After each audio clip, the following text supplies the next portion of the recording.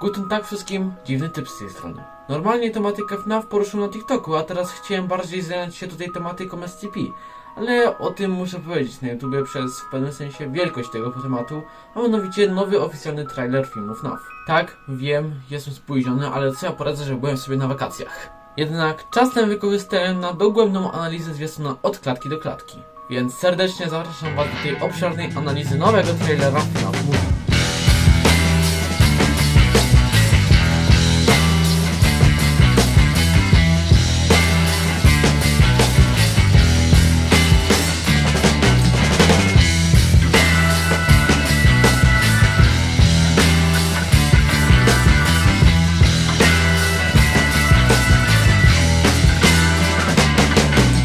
Na początku widzimy Mike'a jadącego do domu i rozmawiającego przez telefon. Po drugiej stronie jest oczywiście William Afton. Tutaj podszywa się pod doradcę zawodowego o imieniu Steve Laglan. Wiecie, jak w książkach był Dave Miller, to tu jest Steve Laglan. Mimo wszystko nasz antagonista bardzo ładnie się prezentuje. Na ścianie za nim są jakieś, dyplomy, a na biurku inne dokumenty, ale nie udało mi się rozszyfrować, co jest tam napisane. Jeśli ktoś wie, możecie napisać w komentarzu. Będę bardzo wdzięczny. Mike i Afton rozmawiają oczywiście o ofercie pracy jako stróż nocny w Freddy Fazbear's Pizza Place, bo tak nazywa się lokal Freddy's w tym filmie. Mike mówi, że przyjmie wszystko, więc z ich finansami może być dosyć krucho. Następnie Mike zrywa kartkę z zawiadomieniem o wykroczeniu albo o przestępstwie. Nie jestem tu pewien co do kontekstu niestety. W następnej scenie Mike ubiera się do pracy albo do rozmowy o pracę.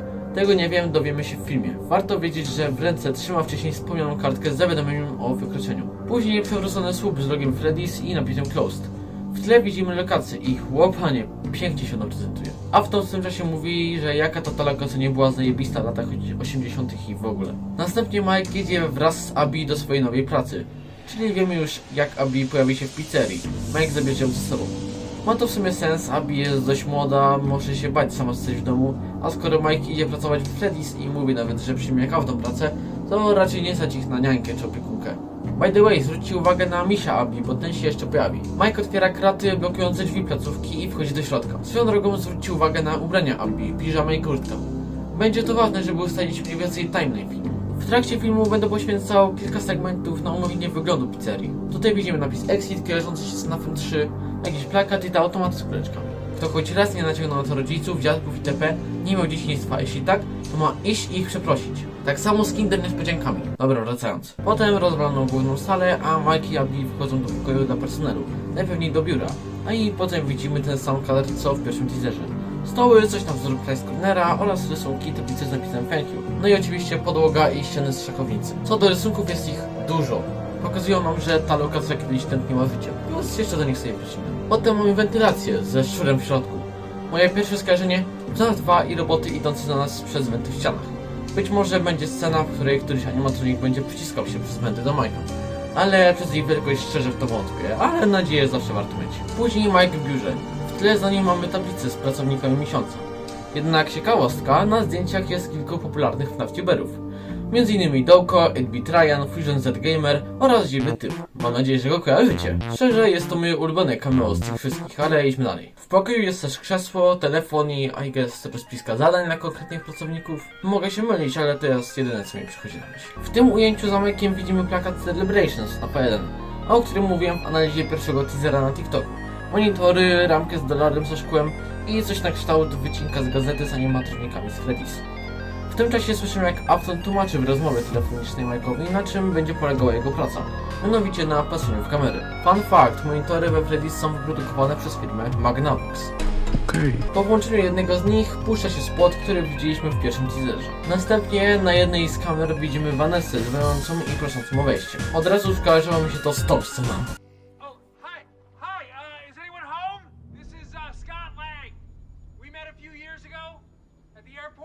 Mikey oczywiście otwiera i zaczynają konwersację. Najpewniej zainteresowała się ponownym działaniem Freddy's i moją teorią jest to, że badała ona sprawę zaginięć dzieci w tej lokacji. Dlatego pojawia się w niej chwilę po ponownym działaniu. A w tym działaniu chodzi mi o to, że ktoś tam po prostu znowu pracuje. Pyta Mike'a, czy już spotkał ich. Może się wydawać, że mówi o animatronach, ale według mnie mówi o duchach dzieci. Później widzimy lodówkę z rysunkiem, na którym widnieją wizerunki 3 ludzi i animatroników. Najpewniej nie jest to rysunek Abby, raczej nie była to za dzieciaka, szczególnie go teraz jest dosyć młoda, a postacie na rysunku nie wyglądają na niemowlęta. Równie dobrze może to być rysunek Majka.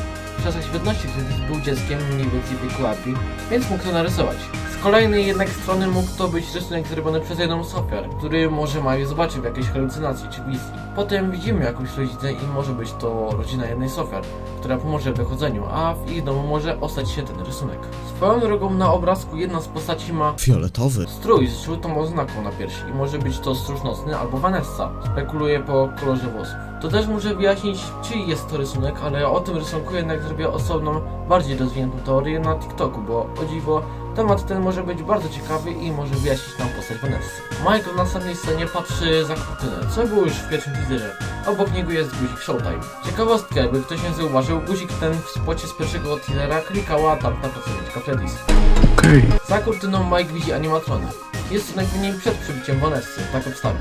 W następnej scenie, gdzie Mike jest w słuchawkach, siedzi on przed plakatem z napisem Nebraska. Nebraska jest jednym ze stanów USA, więc być może to w tym stanie odgrywa się akcja filmu. Jest to jakaś opcja. No chyba, że chodzi o coś zupełnie innego, jak gadam głupoty i znacie poprawne znaczenie tego plakatu, to możecie napisać mi to w komentarzu. Mike chilluje sobie bombę i zasypia. Potem w zupełnie innej scenie, gdzie Mike nie ma słuchawek, budzą go glicze monitorów, głośna muzyka i ogólnie działanie wszystkiego. Swoją drogą na biurku Mike ma jakiś dziennik, być może nawiązanie do logbooka. Druga ciekawostka, tutaj widać pluszaka Boniego. A tutaj widać tą pieprzoną maszynę z pluszakami, którą musisz złapać tymi szczypcami. I jak już go trzymasz, to chwilę przed dziurą on ci wyślizguje się z tych szczypc i 5 złotych w dupę. No ale nieważne, bo warto wspomnieć o misiu wiszących w tych szczypcach. Wygląda on łudząco podobnie do misia Abby. Zawsze to też może być moja interpretacja, ale równie dobrze może to coś oznaczać. Za to tutaj są pluszaki Chiki i Freddy'ego, jakieś plastikowe maski Boniego i Foxy'ego i tam miśna maska Chiki, którą na pewno kojarzycie. No i oczywiście napis Let's Eat przy drzwiach. Odsłaniające się kurtyny i śpiewające animatrony. W tle oczywiście marsz Toradora. Szybko propos animatronów. Wyglądają zajebiście. Realistyczne, szczegółowe i po prostu piękne. Mogę powiedzieć o nich tylko tyle i a w tyle. Nagle z Boniego lecą iskry, a Mike wyłącza prąd albo zasilanie, czy coś tego pokroju. Następnie sprawdza widok na kamerach. Jak dla mnie tutaj jest scena, w której Mike na kamerze widzi Vanessę. Następnie Foxy i ciągnięta ręka, do której wrócimy. Vanessa mówi Mike'owi, że w latach 80. zaginęły tu dzieci. Policja przeszukała to miejsce z góry do dołu, ale nie znaleźli niczego. I przez te zaginięcia zamknęli to miejsce. Później Abby przechodzi obok restroom z pokoju do odpoczynku i widzi animatrony. Ta scena jest ciekawa. Widzimy kogoś, kto otwiera jakiś garaż. W tle przy samochodzie widzimy kobietę, mężczyznę i młodego chłopaka. Mężczyzna ten w następnej scenie zostaje zaatakowany i najpewniej zabity przez Boniego. Choć tutaj równie dobrze mógł to być ten mężczyzna. Najpewniej poprzedni stróż nocny. Wnioskuję to po kolorach ubrań. Tutaj rękaw jest ciemno-niebieski, gdy rękaw tego mężczyzny jest raczej pomarańczowy. Chyba, że to nie jest pomarańczowy i mógł wejść tutaj mój daltonizm, no ale to nie są te same kolory. Ale można równie dobrze powiedzieć, że to odbicie w szybie i to przez to jest taki kolor, ale jak do mnie nawet w takim odbiciu kolor tego rękawa jest zupełnie inny od tego. Za to ten mężczyzna ma jak najbardziej podobne kolorystycznie rękawy. Plus spójrzcie na kolor rękawa na tej ciągniętej ręce. Też jest taki niebieskawy. Więc zakładam, że poprzedni stróż nocny został zaatakowany przez Boniego i zaciągnięty do pokoju z tym dziwnym krzesłem, o którym później. Zawsze może to być też ktoś zupełnie inny, ale idźmy dalej. Jednak kim są ci ludzie? Nie wiemy i nie mam na ich temat jakiejś sensownej teorii. Jedyne co przychodzi mi na myśl to, że jest to rodzina jednej z ofiar, może najważniejszego, Golden Freddy'ego. Albo że to rodzina Vanessy, ale póki nie znajdę na to dowodów, to tego nie uznaję. Dalej. Widzimy wizję Mike'a, tą w lesie z duchami dzieci. Widzimy Boniego narysowanego na ziemi i chłopca z hakiem w ręce, czyli ofiarę z Foxy'ego. Potem widzimy jak za Mike'em stoi 5 dzieci. Chłopiec z uszami królika, dusza z Boniego, chłopiec w brązowej koszulce, być może ofiara we Freddym, chłopiec z hakiem, ofiara z Foxy'ego, chłopiec w kapeluszu, może dziecko nawiązującego Golden Freddy'ego. Jest najgorzej widoczny ze wszystkich, więc może znaczyć, że nawet tego sekretnego. I dziewczynka ubrana na żółto, jak dla mnie ofiara z Chiki, choć według wielu może to być też ofiara z Golden Freddy'ego. Wiecie, Cassidy te sprawy. Jednak dla mnie te dzieci prezentują się właśnie tak, jak je przedstawiłem. Następnie Mike pyta Vanessę, czy roboty nawiedzają dusze dzieci, po czym dziękuję jej za pocieszenie. Z tonacji głosu zakładam, że był to żart i pytanie retoryczne. Tak? To czym jest retoryka?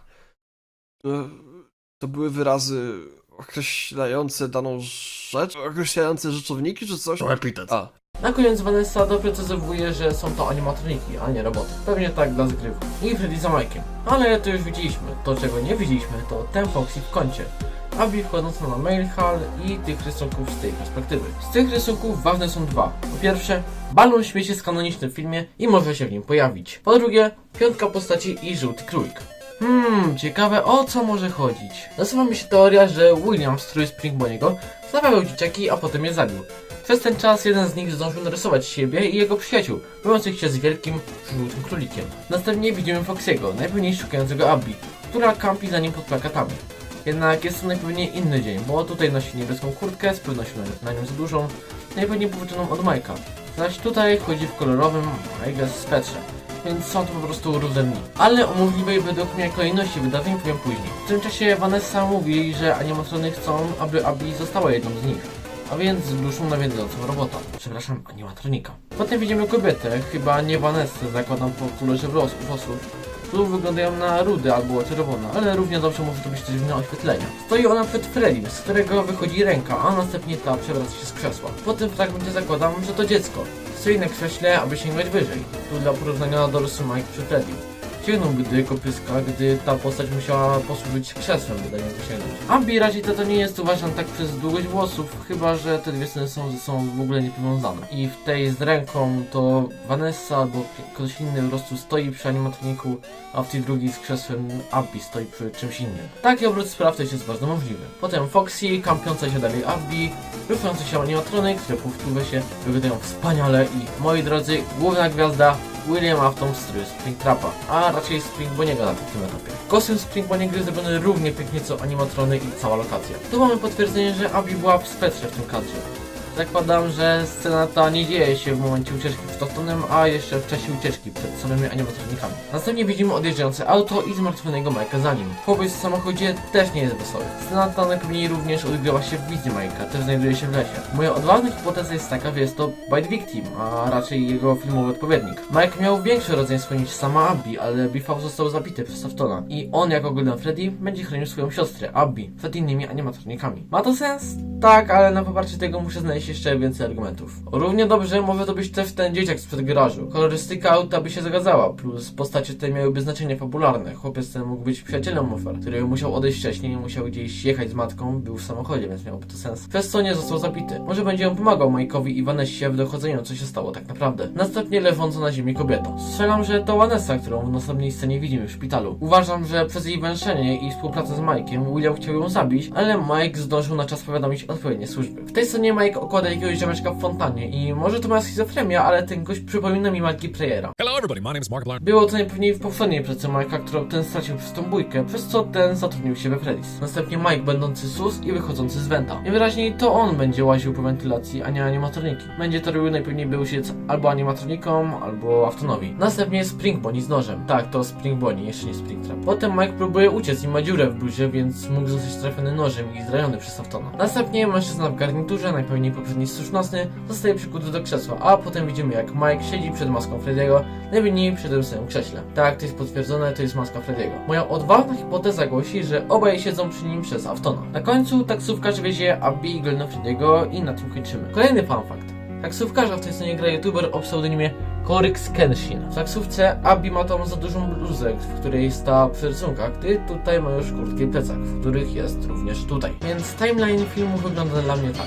Mike traci pracę, przez co musi zatrudnić się gdziekolwiek. Pada na Freddy Fazbear Pizza Place. Zabiera tam ze sobą siostrę. Ta spotyka Golden Freddy'ego, z którym wychodzi z placówki, by później na nią wrócić. Mike w tym czasie zaczyna współpracę z oficerem Vanessą i razem poznają historię zabójstw. A Mike jednocześnie chce znaleźć swoją siostrę, która sama wraca do wakacji wraz z Golden Freddy. Afton, chcąc ich powstrzymać, chce zabić Vanessę, a później Mike'a. Co będzie dalej, to już zobaczymy na salach kinowych. Tak wygląda moja wstępna interpretacja. Będę ją regularnie modyfikował i myślał o niej, aż wrócę z konkretnymi teoriami o filmie 5 koszmarnych nocy. Piękne polskie tłumaczenie. Więc to już tyle.